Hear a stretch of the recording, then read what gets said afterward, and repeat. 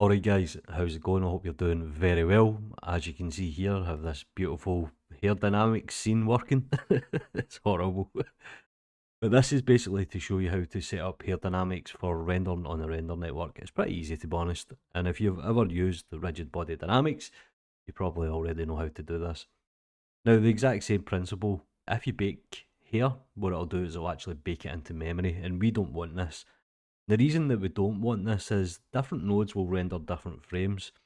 So you'll end up with your simulation basically, it'll just go crazy. So you need to bake this, and it's pretty easy to do. I've selected the object with the hair, I've came to the physics properties, and what I've done here is I've enabled disk cache.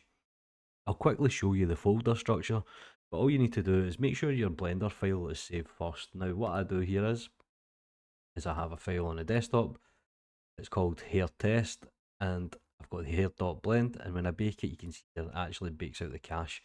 Now there's a few other options when it comes to caching a file. Obviously you can delete the bake and bake it again. Now you can actually compress this, but I don't advise against doing that because the file sizes, unless you've got thousands of frames, it's not that bad. But if you compress it, it actually costs more CPU compute to uncompress it and unzip it, so you're better just leaving it as none, if I'm honest. Completely up to you, but I recommend you don't do it. And that's it. All you need to do is I'll just quickly delete this bake, and I'll go back again, and I'll bake it again, and it'll bake it to the disk cache.